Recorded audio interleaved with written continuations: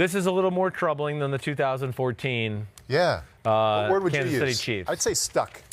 They feel stuck. Yeah. In the same spot the last 5 games for me. Inept, inadequate. You know, there's a lot That's there. a step below stuck. Yeah, because they have the type of problems that, again, I have the ultimate faith in New England. I do, and Brady and Belichick and McDaniels to continue to work hard and tinker with finding the right perfect formula. I mean, that's what the master's at. That's the number one compliment. Yeah. That's also the number one problem. And guys like us who spend our living thinking about things like this, right. that we're a little reluctant based off the last 15 years to say, it's done. Yeah, right. This doesn't look good. They might get a little bit better, but I Yeah. don't see them fixing it. And we're all a little bit reluctant to take it there. We can point out that doesn't look the way it's supposed to. No doubt. Doesn't look the way it used to. They will make you chicken out. But we give them the benefit of the doubt. We do. So many times offensively they figured it out. Where are you in that process? To your point, so in Sunday Night Football last week when they were playing the Houston Texans, I was in that green room you were talking about, and all I did was talk up the Texans. Texans can win tonight. Texans can win tonight. Hey, Chris, who are you picking to win the game tonight when the show came out? I'll take the Patriots. Yeah. Because you're scared. I was scared. You're like you said, it's 17 years of domination and always finding a way. But last week, I picked the Chiefs because I think I've seen enough to know, hey, they're still good and they're still going to be a pain in the ass, but this is not the same Patriots we've seen like the last 6-7 years. It's not. It's not the same team. And it's getting to be a bigger sample size. Yes. It's ever since the calendar turned to November. Right.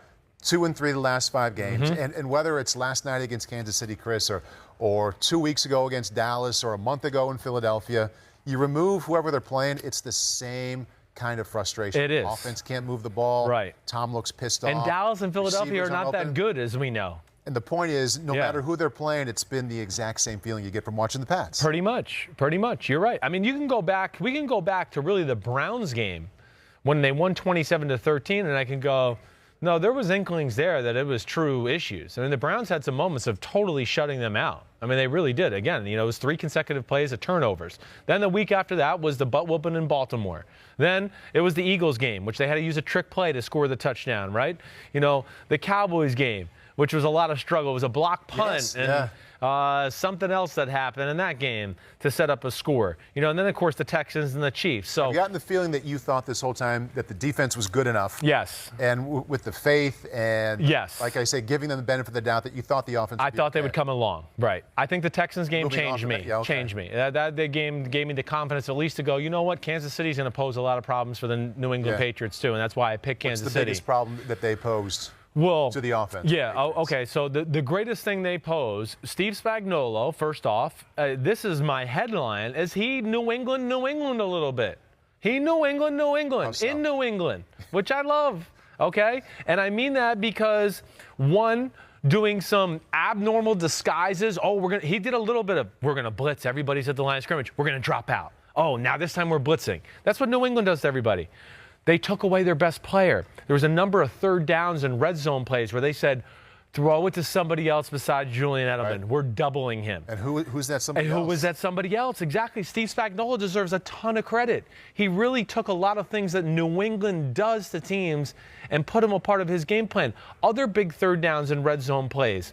He goes, okay, it's Julian Edelman. We know that. All right, I got him doubled. Who are they going to go to next? Oh, down here in the red zone, there's that 28, James White. Yeah. So they doubled his ass too. And they said, fine, let's see if N'Keal Harry or the tight end can get open man-to-man, and Brady will trust them and throw them the ball. Well, they got screwed over by the N'Keal Harry. He should have scored the touchdown. They called him out of bounds. That stunk. Right. And that's a shit call for the Patriots and the Patriots fans, definitely. I mean, they got unlucky there. But, that's what I took away from it more than anything. Spagnuolo, game plan-wise, took away their strengths. He was not going to be beat by Edelman and James White in certain situations. Is there a strength after those two? No. Honestly, no, there's not. There's not. There's not a strength after those two right now that he can go to, and the majority of their plays are planned out to go to one of those two in big moments. So that was great in that aspect. The other thing they did is, like I said, disguise. We're going to blitz. We're going to play this coverage. Set hut. Oh, it's not a blitz. It's a different coverage. They did all of that. To start the game, they started the game doing what New England did to the Chiefs last year in the AFC Championship game. Which is? Where they played man-to-man with a single safety deep, and They basically said, hey, single safety deep, you double Julian Edelman, and we're not even going to have a safety back there because we don't think they're going to throw it to deep to anybody, and we like our matchups. So we feel good with. Why wouldn't they like the matchups? Exactly right. Yeah. There's nobody that scares you after you get through Edelman and James White and some of them. So they basically played a few plays where last year in the AFC Championship game, the Patriots played man-to-man on the Kansas City Chiefs and doubled Tyreek Hill with the single safety to where it became basically cover zero, no safety in the middle of the field. And it took forever for Kansas City to figure it out. It took them into the third quarter. Well, they came out in the game, the first two drives, and did that defense to New England a few times, which I love. A copycat league, like, hey, up yours. We watched what you did to us last year. We're going to do it back to you. We stole it from you. Yeah, we stole it from you. And you know what? You don't have a plan for it? How dare you? So Steve Spagnuolo had a good game plan. Yes. In the back end, the Chiefs, no surprise, liked their matchups and won the matchups. And they got DBs against pass catchers. Yes, they do. Right. So next biggest problem that you saw yesterday. Yeah. This can also go to the bigger problem New England's been having, like we talked about since November started. Right. Is it Tom Brady? Yeah. Or is it the offensive line? It's the offensive line more than Brady. Definitely. It is. The offensive line, the fight's being taken to them every week, and they're getting their butts whooped. Like Chris Jones and Okafor and Nandi yesterday, number 91 for the Chiefs. They pushed the shit out of, whether it was Wynn the left tackle, Cannon the right tackle, Shaq Mason, where I don't know what the hell has happened to him this year. He's been one of the better guards in football the last few years. This year, I don't know if he could block you and me man-to-man. I don't know. It's just that's wow. So they're a disaster there. And then it's filtering over to a quarterback who's 42 years old and does not want to be hit the same way he did when he was 35 years old. Which brings me to one of the key plays. Yeah. And I'm counting on you knowing this game pretty well. Yeah, I got it. I know you do. Got it, yep. Okay, 4th down and 7, 27. It's late in the game in the second half. Yeah. Kansas City's winning. Slot safety, yeah, who's over Edelman, blitzes. To the right side of Brady. To Brady's right. Gotcha. Comes on a blitz and comes the play on you're touch. talking about, yeah. But because he came, yes, Edelman had a lot of cushion. A lot of cushion. And ran an out route. Right. I'm going to say he was 2 or 3 yards open. Yeah. But Brady had to stand in against that free blitzer and make a good throw, and he didn't do it. Didn't do it. Now, it's a really high standard because he had a guy in his face. Yeah. He had a full head of steam coming at him. Right. But he just flat out missed the throw. Yes. Is that win Spagnuolo, great defense, way to go? Or Tom Brady, you missed that one, and it's an example of him not wanting to get hit and not as good as he used to be? I look at it as win Spagnuolo and Tom Brady together. Win Spagnuolo for realizing you got a 42-year-old quarterback who doesn't want to really be hit. If there's a weakness to him right now, it's that. And his follow-through, if you really know his follow-through. Listen, I know. Showed exactly what you're saying. Without a doubt. He was more worried about Tom Brady 2 years ago, 3 years ago, stands there and goes, fuck it, I'm going to throw a bullseye and you can just crush me and I'll deal with it. Yeah. Tom Brady right now is going, ooh, I don't want to take this hit. Let me try to throw a bullseye. There's a difference in the way he's approaching that right now. And that definitely jumped out to me. And there's no doubt that's exactly what I mean. I don't know if I wrote that in my notes or not, but that is definitely one that jumped out to me. Yes. You tipped me off to it a little bit from our conversations here this year, really backing up into the offseason. We were rating this quarterback. There was inklings of it last year, About a month ago when they played at Philadelphia, when Tony Romo was going over the keys to this game, he said more than one time, and he came back to it. Tom Brady, if they're going to win, he's got to stand in the pocket and take hits today. Yes, right. And I kind of sat up and like, Nobody wants to say it, Paul, because it's Tom Brady and it's the Patriots. And they're all, gosh, I'm probably going to have to interview him later this year when we have him in the playoffs. I want him to accept the interview. Right. So I'm just telling you, I'm the guy that's here to say it for everybody. Well, that's two I don't guys know I if respect my dad's going to say nationally. it. Yeah, right. And Tony will say it. That's what I'm saying, And he said it in a real correct, and he nice didn't way. say it and hide behind it. He said it a couple times. Good, and he came back to it later in the game, too. Right, yeah. I think it's a real thing. And again, it's not easy to play quarterback when you're under duress like Tom Brady is. Right. But I've seen Tom Brady under duress before not flinch in some of the moments he's flinching right now. And to me, I just saw inklings of it towards the end of last year.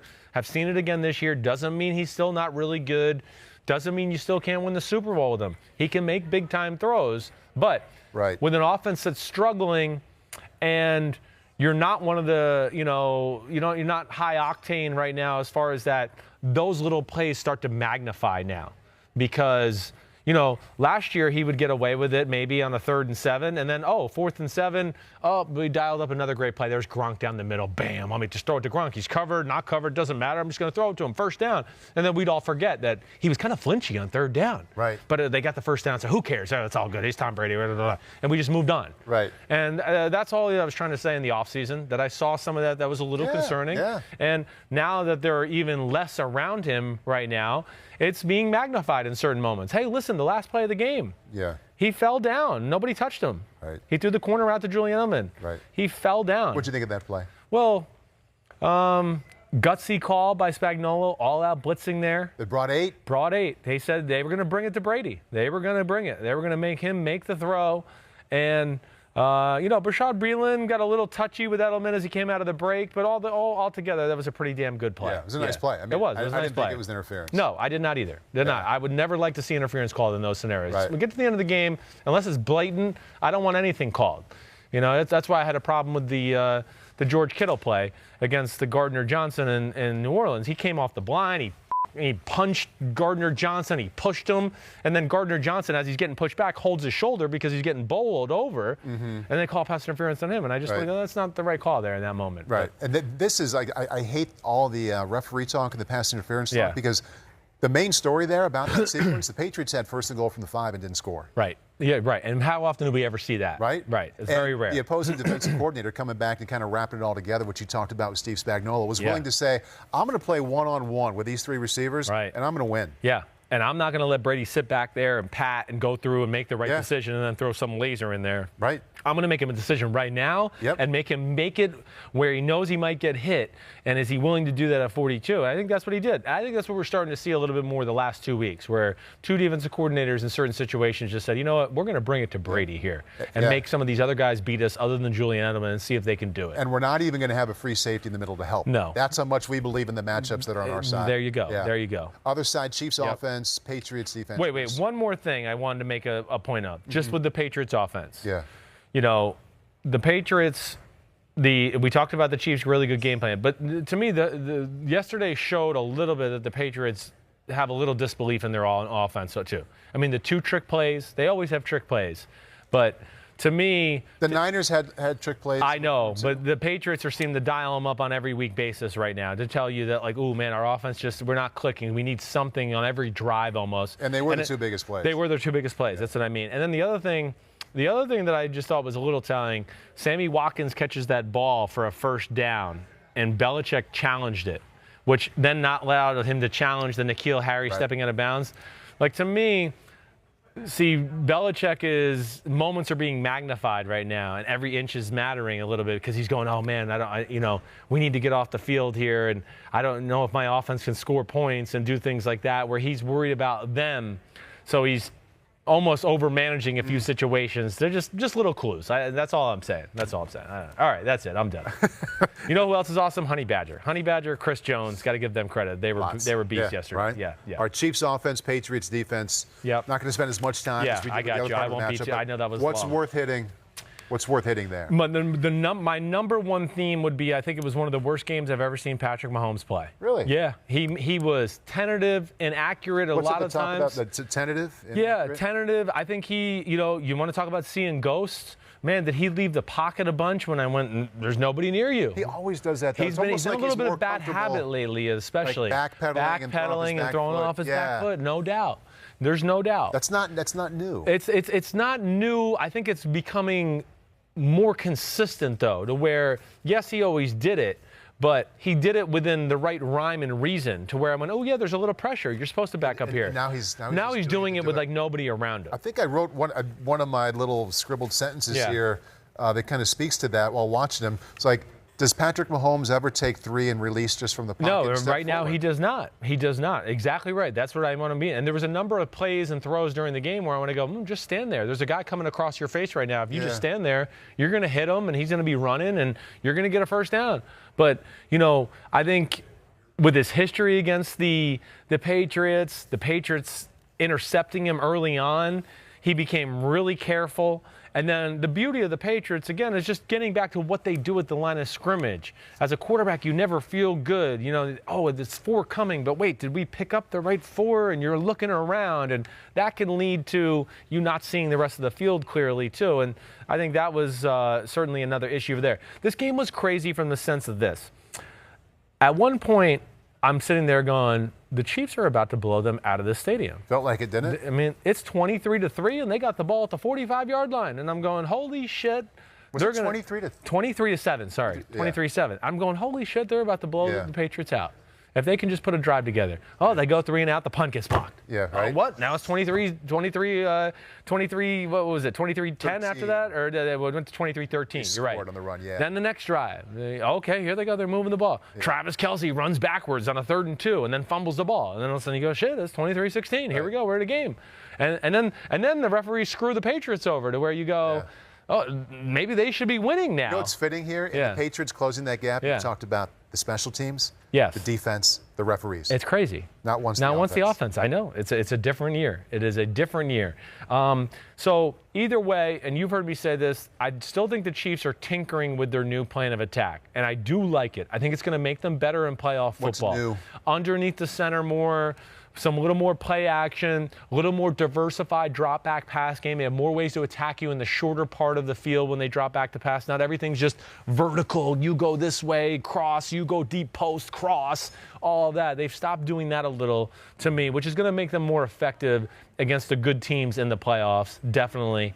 I do think they'll find their stride. What's scary about them is, they don't even need to be playing good football, and they're still dangerous because of 15 and 10. Because of what he can do. Yes, right. There was a 3rd and 19. Yes, a 3rd and 20. Let's go through that. It's maybe the biggest. 25-yard in route. Yes. And, I mean, it's amazing that he has the ability to do that. But, I mean, I watched that over and over, and I'm like, I think a 25-yard in route is open because nobody else does it. Yeah, you're right. There's not a lot of teams that do it, that just go, a lot of teams would have just gone, all right, let's throw a check down and get 10 yards and punt the ball and try to pin them back. Yeah. No, that's not the way. And he was falling away when he falling away and threw it, and threw a strike. I get it, yes, and that was unbelievable. That was a huge moment in the game, and I want to get to this because it's 3rd and 19. You're exactly right. They play a 2-deep zone, the New England Patriots. He kind of floats to his left, bam, throws it in there, in cut, first down. You're going, whoa, okay. Then the crazy thing is, 2 plays later, it's 2nd and 25. Yep. And what do? They don't go, oh, let's get half of it back. They go, let's get the whole thing right now. Yeah. And they catch the Patriots in man-to-man. McCole Hardman basically runs like he's in the slot. And, they almost try to make it, he's running like a post, and there's a guy going to run an in-cut outside of him, but as he starts to get to the post, he bows back out to the corner. And Mahomes throws the ball out there nice and soft and just lets him catch it. And then McCole Hardman, like Tyreek Hill, his start ability is like unmatched. Right. So guys are sitting there like, oh, which way is he going to break? Oh, gosh, he's already ran away from me. It's over. Yeah. And touchdown, and all of a sudden, that was a game-changing moment. Yeah. Your 3rd and 19 that you brought up. Definitely. Right. The 3rd and 19, the 2nd and 25, and then we're getting back to the Patriots offense. But then Brady threw the pick on the next play. Brady throws the pick the next play where he forces the seam route to the tight end. Somehow the corner ended up, I want to say he accidentally ended up. Well, they're playing underneath the seam route. They're playing a 3-deep zone. So his job is to steal the seam. Brady should have thrown the slant route to Edelman. He's open. Brady kind of preconceived the play, I think. In any 3-deep, though? There's 2 different ways to play 3-deep. Some teams play steal the seam. Some play stay outside and stop it. Teams that play steal the seam, they usually have a guy that drops underneath to steal the out route. How common is that now? Like a decent amount. There's a good amount of teams that do it. I mean, that's like how Pittsburgh plays cover 3 or whatever. But, so if I'm the cover 3 corner, I'm going to stand up for a second, all right? And you're the slot receiver, right? So I'm the cover 3 corner, and let's just say this is Julian Edelman in front of me. I come off. If Julian Edelman stops, I still have to watch number 2, because if number 2 goes vertical, it's my job to then try to cover him, because a buzzing linebacker or a safety is going to go underneath to cover the window of a Julian Edelman. Yeah. That's how they play their cover I three. think Edelman ran like a 3-yard under slant route, right, and he was wide open. Yeah. But I think Brady saw Breeland in press at the snap. He was close to the line of scrimmage, and he thought, ooh, I think this guy will just sneak by him. But Breeland had set hut. He backed off because he's playing zone, and he kind of just watched the play develop. And then Brady kind of threw like a lob changeup. Yeah. He didn't throw a clean ball, and it was an easy interception for Breeland. Yeah, it looked like he had no idea that the corner was going to. Yeah, come off that way. No, I think he that. might have been fooled that he thought it was man-to-man or whatever. Yes. Hi, I'm Mike Tirico, and thanks for watching. Make sure to hit subscribe for the latest news and highlights from NBC Sports.